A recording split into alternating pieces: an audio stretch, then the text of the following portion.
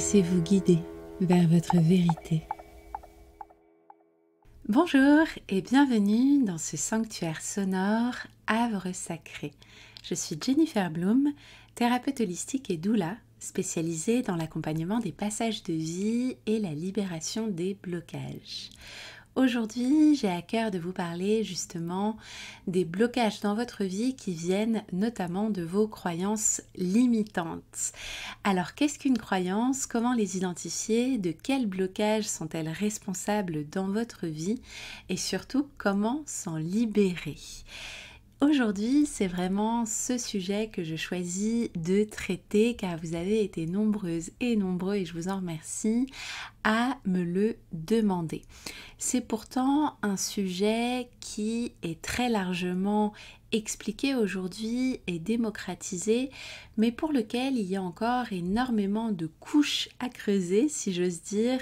Et donc mon envie ici, elle est certes de définir ce qu'est une croyance limitante, mais surtout très rapidement d'entrer dans des cas concrets de blocage et de libération afin, comme d'habitude, de vous offrir des clés concrètes avec des résultats durables pour devenir vraiment autonome, libre et souverain. Alors tout d'abord, qu'est-ce qu'une croyance limitante? Une croyance limitante, c'est une conviction ou une pensée qui est profondément ancrée à l'intérieur de nous et qui nous restreint d'une manière à entraver notre potentiel, notre croissance et ou notre bien-être. Ces croyances, souvent inconscientes, sont généralement formées à partir d'expériences passées, d'influences sociales ou familiales et peuvent créer des barrières mentales qui nous limitent dans nos actions, dans nos choix et dans nos perspectives. Donc ici, il faut savoir qu'on peut avoir autant de croyances limitantes qu'il y a de domaines de vie et de sujets dans le monde. Je vais ici vous donner quelques types courants de croyances limitantes. On peut par exemple avoir des croyances limitantes sur soi-même, en nous dévalorisant par exemple ou en faisant une sorte d'autodépréciation. Ce seraient des phrases de type « je ne mérite pas d'être heureux, d'être heureuse »,« je ne suis pas assez intelligent, intelligente, beau ou belle ou capable ». Ici, ce sont donc des croyances limitantes sur nous-mêmes. Ensuite, on peut aussi avoir des croyances limitantes sur les autres en disant par exemple les gens ne peuvent pas être dignes de confiance, si les gens me connaissaient vraiment, ils ne m'aimeraient pas, tous les hommes sont infidèles. Tout ça, ce sont des croyances limitantes sur les autres, avec de la méfiance envers les autres, avec de la peur du rejet. Ensuite, on peut avoir des croyances sur les relations, notamment des croyances autour de l'amour, sur le fait que ce soit difficile à trouver. Par exemple, l'amour, c'est que dans les contes de fées, il est impossible de trouver une relation amoureuse épanouissante, ou je dois être parfaite pour être aimée, et donc avoir cette croyance que l'amour doit être mérité, par exemple. On peut aussi bien sûr avoir des croyances limitantes sur l'argent, sur la réussite, et donc par exemple on pourrait croire en la rareté financière, le fait que si mon voisin est riche par exemple, et bien comme les ressources sont limitées, moi je ne pourrais pas l'être. Donc on pourrait dire il n'y a jamais assez d'argent, ou avoir une peur au contraire de la réussite en se disant si je réussis ça va créer des problèmes ou des jalousies autour de moi. On peut aussi avoir des croyances limitantes, par exemple, sur le changement. Donc ici, on va émettre une résistance en se disant changer pour moi, c'est difficile, c'est effrayant, j'arriverai pas, je suis pas capable. Ou on pourrait aussi se dire par rapport au changement que le passé va déterminer notre futur, et donc se dire des phrases de type « mon passé me condamne à un certain destin, j'ai pas le choix ».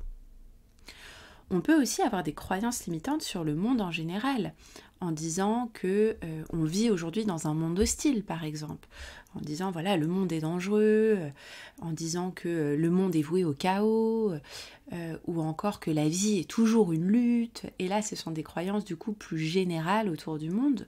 mais aussi on peut avoir des croyances sur la santé, ça existe, en ayant comme une sorte de prédestination médicale, en disant les maladies, elles sont inévitables dans ma famille, c'est sûr que je vais mourir d'un cancer, ou dans l'impossibilité de guérir aussi. On peut avoir ce type de croyance, de dire de toute façon, je ne peux pas guérir de cette maladie, c'est impossible.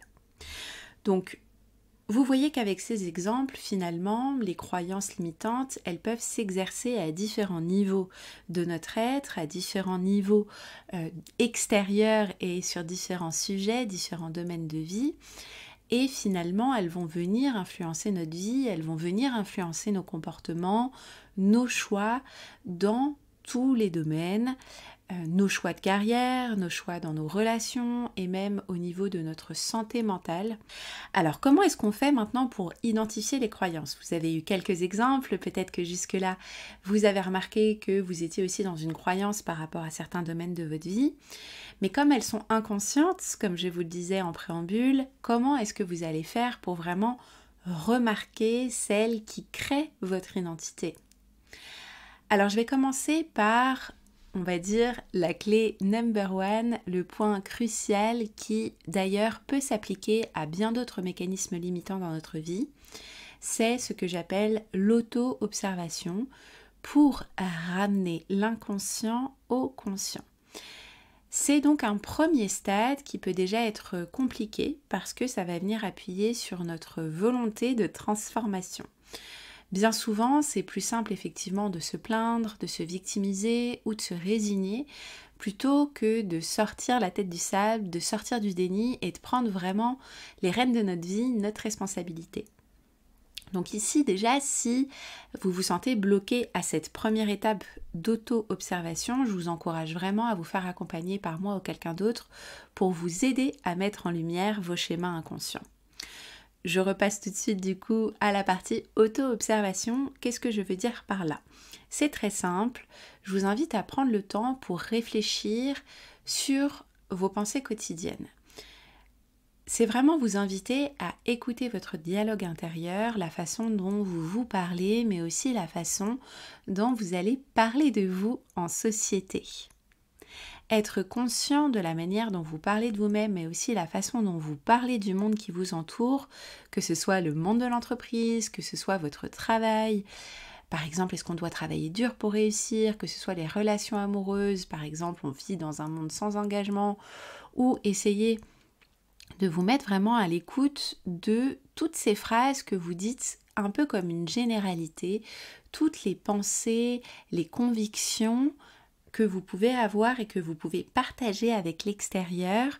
Et ensuite, ce qui est important, c'est de vous demander si ces croyances, ces convictions, elles vous servent vers votre objectif ou non.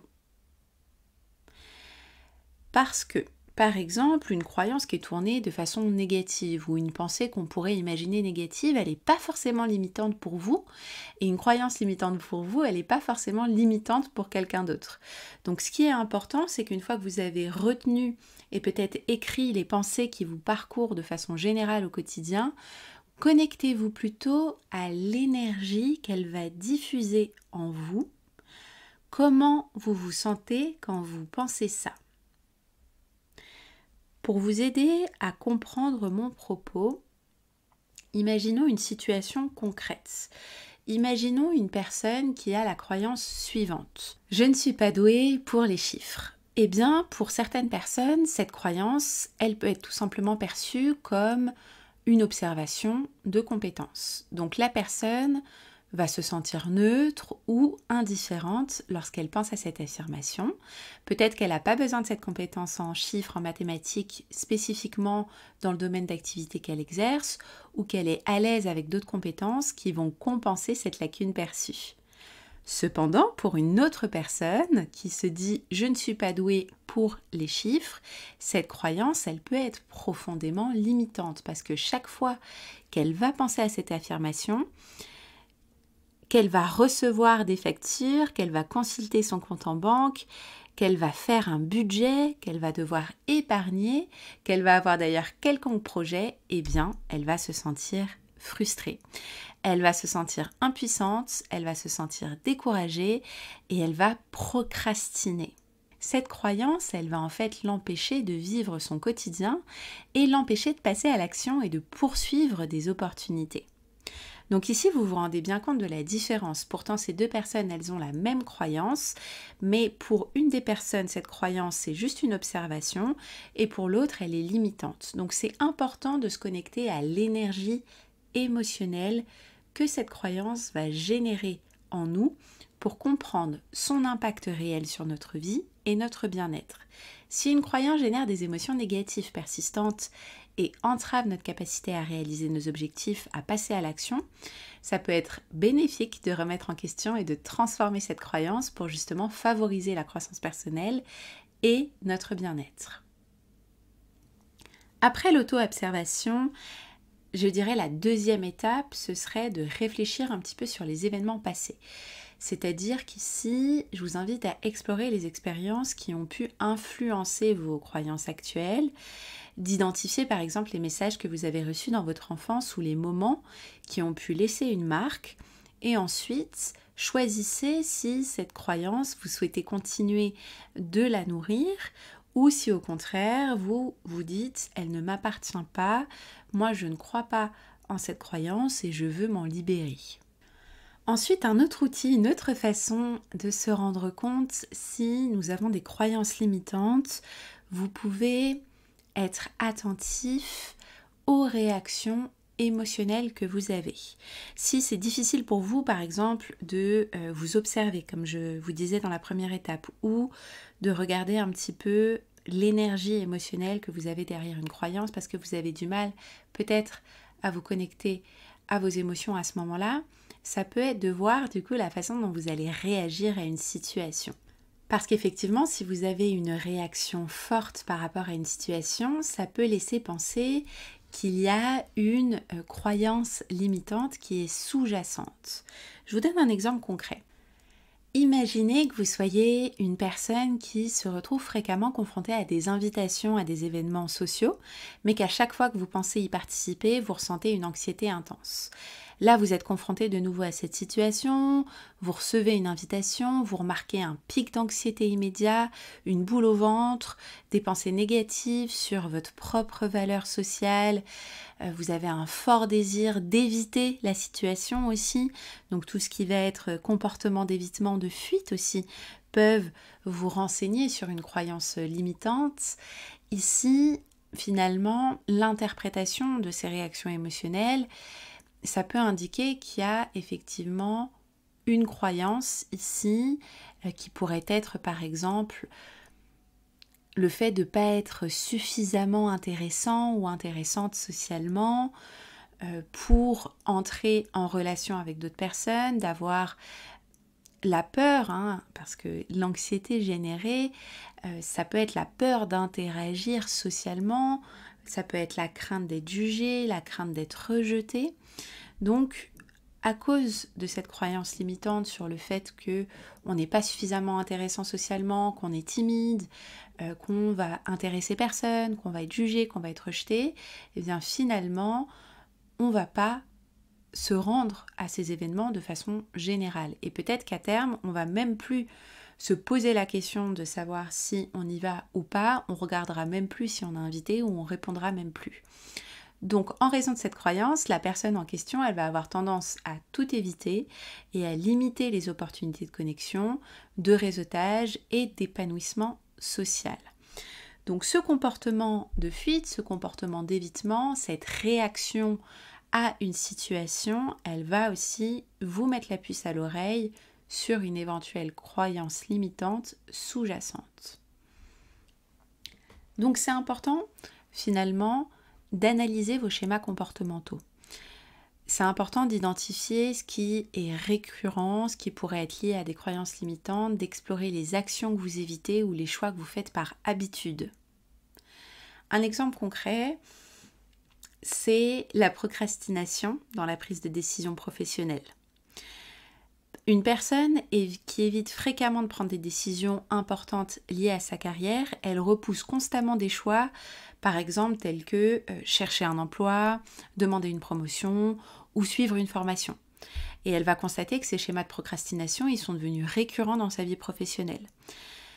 Ici, en analysant ses comportements, elle va réaliser qu'elle évite souvent des opportunités de croissance professionnelle parce qu'elle a peur par exemple de l'échec ou au contraire parce qu'elle a peur de la réussite. Elle se rend compte qu'elle va préférer rester dans sa zone de confort actuelle, même si ça signifie de ne pas atteindre son plein potentiel.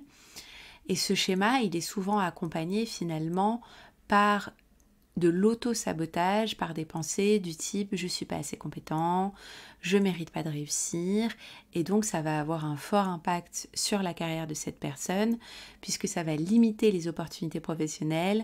Elle va rester bloquée dans une position qui ne la satisfait pas pleinement avec des aspirations professionnelles non réalisées et elle va ressentir une frustration et un mécontentement persistant. Donc analysez bien vos schémas comportementaux, tout ce que vous faites par habitude, tout ce que vous évitez. Peut-être ça peut être aussi cette fameuse peur du changement. Voilà, il y a des choses vraiment à explorer.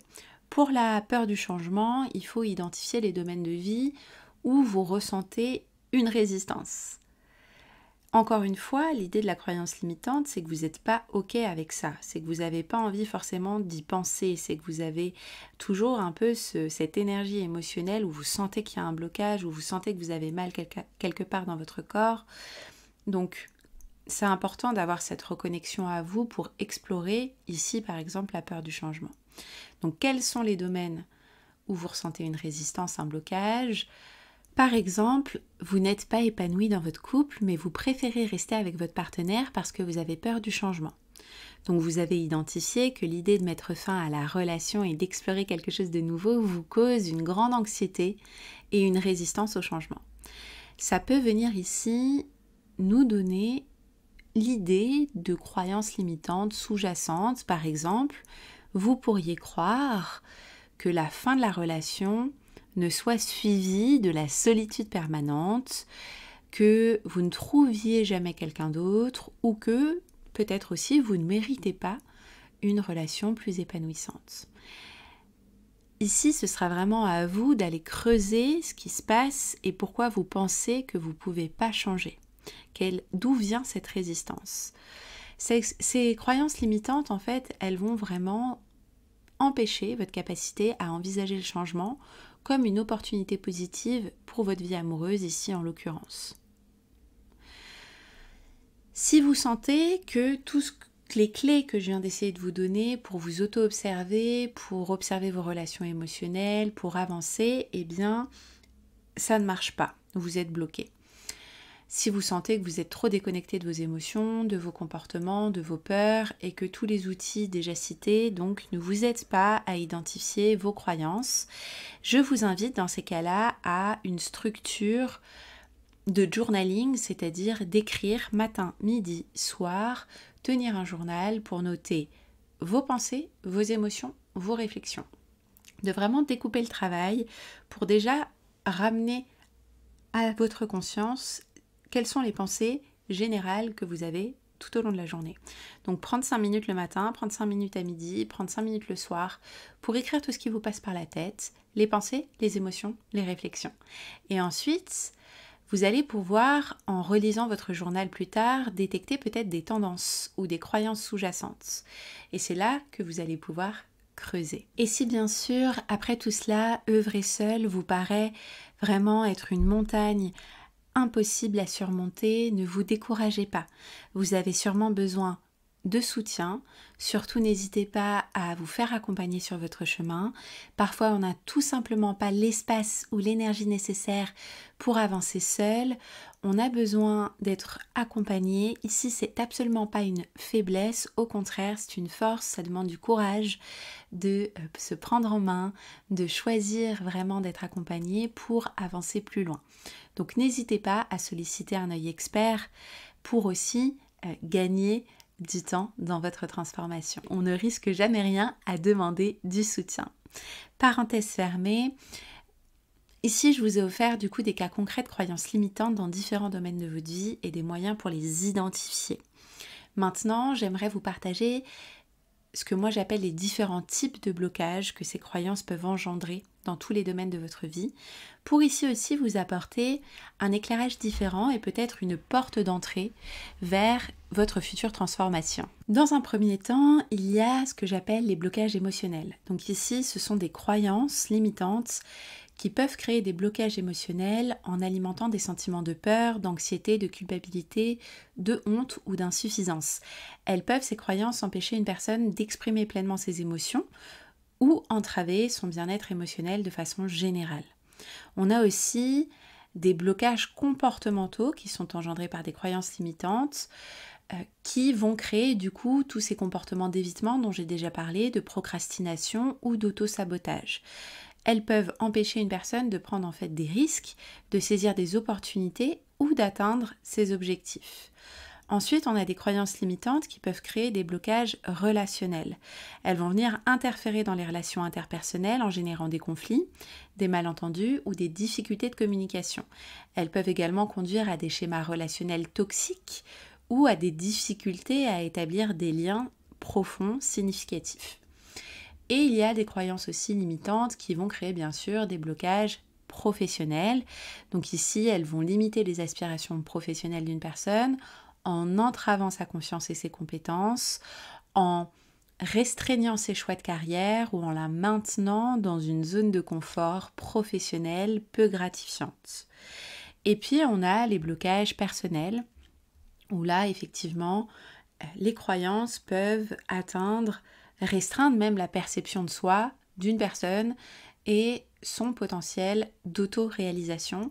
Et donc, on va créer des obstacles à la croissance personnelle parce que notre estime de nous-mêmes, notre confiance est au plus bas finalement et qu'on se dit de toute façon, puisque c'est moi, il n'y a aucune raison que j'y arrive.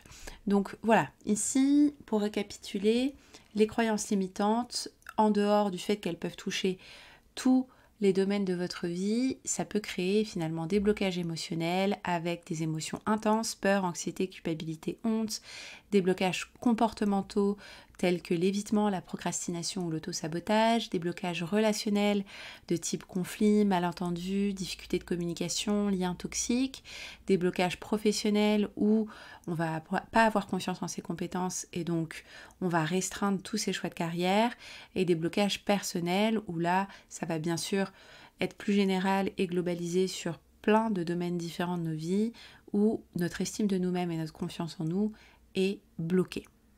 Alors vous allez me dire, c'est bien beau, on a identifié les croyances, il y a des cas concrets, il y a des outils concrets pour identifier ces blocages dus à ces croyances limitantes. J'ai compris peut-être par quelle porte je devais entrer pour les identifier, les remarquer, creuser, mais maintenant comment je fais pour m'en libérer? Donc, très important, on les a d'abord identifiés. On est conscient que cette croyance, elle ne nous sert plus, ou même, on peut même être à un stade encore entre guillemets un peu plus loin, c'est qu'on peut même être conscient qu'elle n'est pas vraie pour nous, ou qu'elle n'est pas vraie tout court. Et deux, on a envie de s'en débarrasser et on s'engage envers ce changement. Donc ici, si vous avez besoin par exemple d'écrire un pacte avec vous-même pour tenir votre engagement, n'hésitez pas. N'hésitez pas à ritualiser, à écrire dans votre journal ce que vous souhaitez, vers quoi vous vous engagez, ce dont vous souhaitez vous débarrasser, afin véritablement d'ancrer en vous ce désir de processus de guérison. Voici ensuite une approche en 4 étapes pour vous aider à vous libérer des croyances limitantes. Et ici, c'est un exercice aussi que je propose en séance individuelle, en séance psycho-énergétique. La première chose, c'est donc de remettre en question vos croyances limitantes. Interrogez-vous sur la validité de ces croyances, demandez-vous si elles sont basées sur des faits concrets ou sur des perceptions déformées, et explorez aussi l'origine de ces croyances, en particulier si elles ont été influencées par des expériences passées ou des influences externes, sociales, familiales. D'accord ? Donc toutes ces croyances que vous remettez en question, je vous invite à prendre une première feuille et à écrire toutes ces croyances dont vous souhaitez vous libérer parce que vous souhaitez ne plus y croire, ne plus y penser. Vous choisissez de vous en libérer parce qu'elles ne vous appartiennent pas, parce qu'on vous les a transmises et qu'elles ne vous servent pas. Une fois que vous avez pris le temps d'écrire sur une feuille de papier blanc, je précise, toutes vos croyances limitantes, toutes celles dont vous voulez vous délester, on va les remplacer par des croyances positives. Donc on va prendre une nouvelle feuille blanche et on va identifier des croyances alternatives et positives qui vont soutenir nos objectifs et notre bien-être. Donc ici, on reprend nos phrases limitantes une à une et on va réécrire les affirmations négatives en affirmations positives. Par exemple, imaginons que sur ma première feuille, j'ai ma première phrase « Je ne suis pas assez bonne ». Eh bien, sur ma nouvelle feuille, je vais remplacer cette croyance par « Je suis capable d'apprendre et de grandir ». Donc pour construire une affirmation qui va soutenir votre objectif, vous parlez à la première personne, je, au présent, je suis capable et à la forme affirmative. D'accord? Pas de négation. Donc vous refaites ça pour chaque croyance limitante. Ensuite, je vous invite à déchirer, à barrer, à brûler, à enterrer la feuille sur laquelle vous avez toutes les croyances limitantes qui ne vous servent plus. Et vous conservez bien sûr la feuille où vous avez réécrit les affirmations négatives en affirmations positives. Et ensuite, toutes ces phrases, je vous invite à pratiquer en fait la pensée positive et l'affirmation en reprogrammant votre mental tous les matins. Vous vous regardez devant le miroir et vous répétez ces phrases à voix haute 2 fois pour chaque phrase, tous les jours pendant minimum 1 mois afin que vous puissiez vraiment procéder à cette reprogrammation. Donc intégrer la pensée positive dans votre quotidien, ça va vraiment remplacer la pensée négative. Pourquoi? Parce que votre mental, finalement, c'est un peu comme un muscle et au fur et à mesure, vous allez même peut-être ramener beaucoup plus de conscience sur les croyances limitantes qui vont réapparaître et automatiquement, la croyance positive associée va émerger. Et ça va vraiment vous permettre de renforcer vos nouvelles croyances, celles que vous souhaitez adopter pour devenir la personne que vous souhaitez incarner. Et une fois qu'on a fait ce travail, cette ritualisation, cette libération, qu'on fait tous les jours nos affirmations, et bien sûr, qu'est-ce qu'il nous reste? Passer à l'action. Très important d'avoir une action alignée avec chaque nouvelle croyance. Donc il faut prendre des mesures concrètes qui vont refléter vos nouvelles croyances positives, c'est-à-dire par exemple sortir de votre zone de confort en relevant des défis progressivement. Par exemple, je vous avais donné l'exemple de la croyance limitante « je ne suis pas assez bonne » que j'ai transformée en « je suis capable d'apprendre et de grandir ».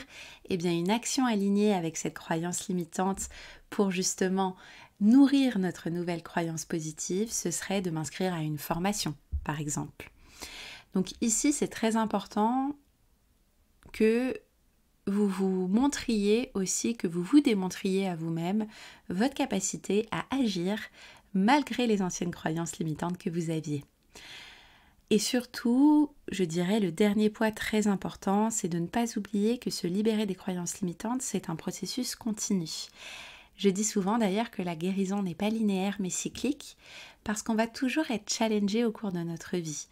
Donc soyez patiente, patient avec vous-même et soyez prêts et prêtes à ajuster vos pensées et vos actions au fur et à mesure que vous allez évoluer et peut-être au fur et à mesure que vous allez souhaiter incarner une nouvelle ou des nouvelles identités. Et si nécessaire, je vous le répète, envisagez d'œuvrer avec un professionnel, que ce soit moi ou quelqu'un d'autre, pour un soutien supplémentaire tout au long de ce parcours. Sachez que la clé de votre épanouissement, elle réside dans la libération de vos blocages et de vos croyances limitantes qui peuvent être un des freins qui entravent votre chemin. Et en brisant ces chaînes invisibles, vous allez ouvrir la porte à une vie beaucoup plus authentique et pleinement vôtre. Vous êtes le narrateur, la narratrice de votre histoire et chaque jour offre une nouvelle page à écrire. Vous méritez la vie que vous désirez. Donc je vous encourage de tout cœur à embrasser ce processus de libération avec bienveillance envers vous-même. C'est un voyage qui demande du courage, de la patience et beaucoup d'amour. Souvenez-vous que vous n'êtes pas seul. Vous êtes toujours guidé. Autorisez-vous à une vie pleine de joie, de paix et de succès. Continuez à croire en vous-même et en votre capacité à créer la réalité que vous désirez.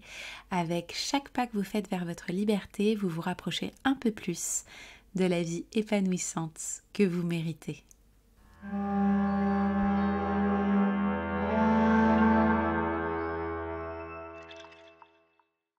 Merci à vous d'avoir écouté cet épisode. Si vous l'avez apprécié et que vous souhaitez me soutenir, je vous encourage à donner 5 étoiles à Havre Sacré sur Apple Podcast et surtout, abonnez-vous pour ne manquer aucune nouveauté. Vos retours sont précieux et m'aident à façonner les épisodes de demain, alors n'hésitez pas à venir échanger avec moi et à me retrouver sur Instagram. C'était Jennifer Bloom de Bloom Your Mind. Prenez bien soin de vous.